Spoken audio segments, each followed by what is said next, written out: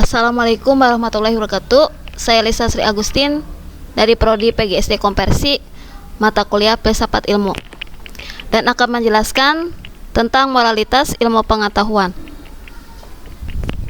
Pengertian moralitas dan ilmu pengetahuan menurut Konrad Yep, moralitas adalah kesadaran akan loyalitas pada tugas dan tanggung jawab. Menurut Endang Saifuddin Ansori, ilmu pengetahuan adalah usaha pemahaman manusia yang disusun dalam satu sistem mengenai kenyataan, struktur, bagian-bagian, dan hukum-hukum tentang hal-hal yang diselidiki alam, manusia, dan agama. Sejauh yang dapat dijangkau daya pemikiran yang dibantu penginderaan yang kebenaran diuji, empiris, riset, dan eksperimen. Hubungan moralitas dan ilmu pengetahuan. Antara moral dengan ilmu pengetahuan terdapat kaitan. Dalam penggunaan ilmu pengetahuan memerlukan pemahaman etika dan norma untuk menentukan apakah ilmu pengetahuan tersebut baik atau buruk. Ilmu pengetahuan yang diterapkan bertujuan untuk mempergunakan dan menerapkan ilmu pengetahuan tersebut di dalam masyarakat untuk mengatasi masalah-masalah yang dihadapinya.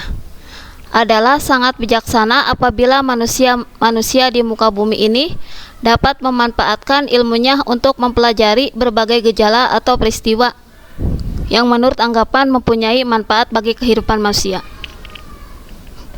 Hubungan moralitas dan ilmu pengetahuan menurut para ilmuwan terbagi dalam dua golongan pendapat. Golongan pertama menginginkan ilmu harus bersifat netral terhadap nilai-nilai baik secara ontologis maupun secara aksiologis, sehingga tugas ilmuwan adalah menentukan pengetahuan dan terserah pada penggunanya untuk menggunakan pengetahuan tersebut demi tujuan baik atau buruk.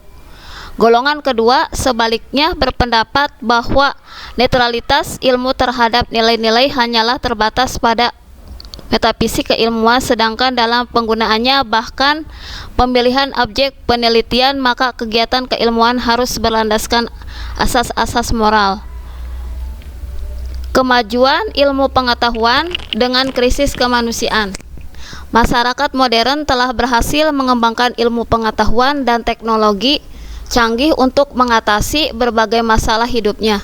Namun pada sisi lain, ilmu pengetahuan dan teknologi tersebut tidak mampu menumbuhkan moralitas akhlak yang mulia.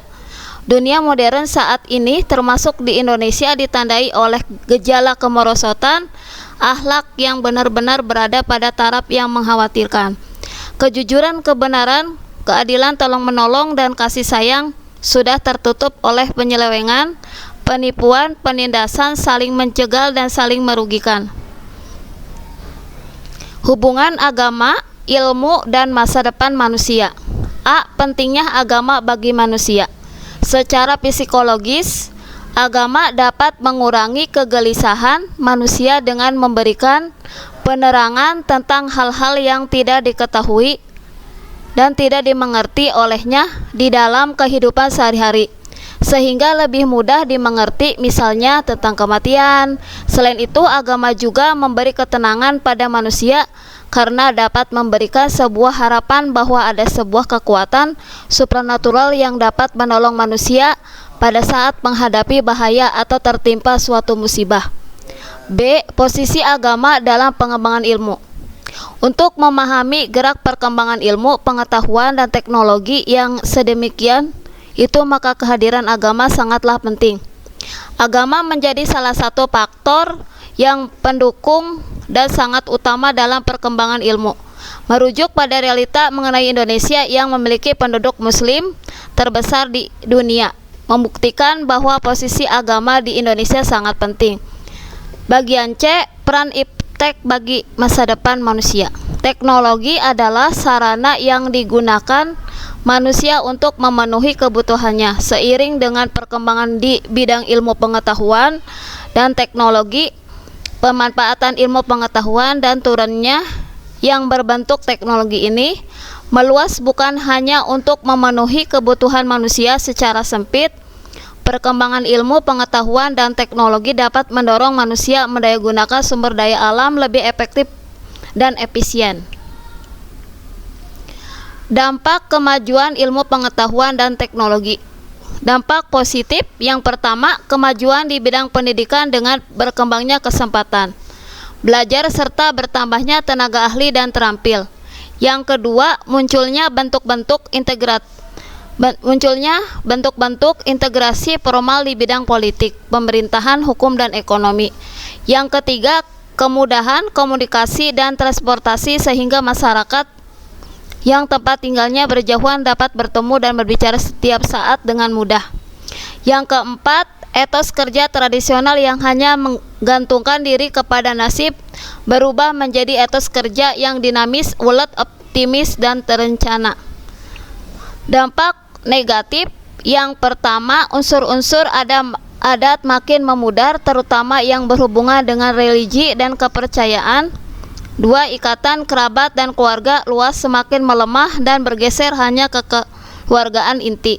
Yang ketiga, pengetahuan tradisional misalnya pengobatan,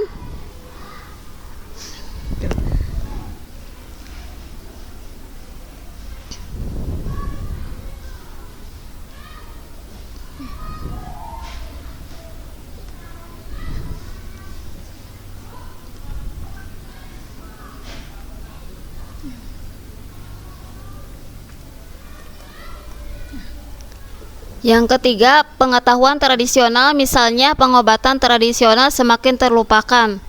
Yang keempat, moral masyarakat mengalami degradasi karena orang akan begitu mudah memproduksi barang dan jasa tanpa memikirkan efek negatifnya.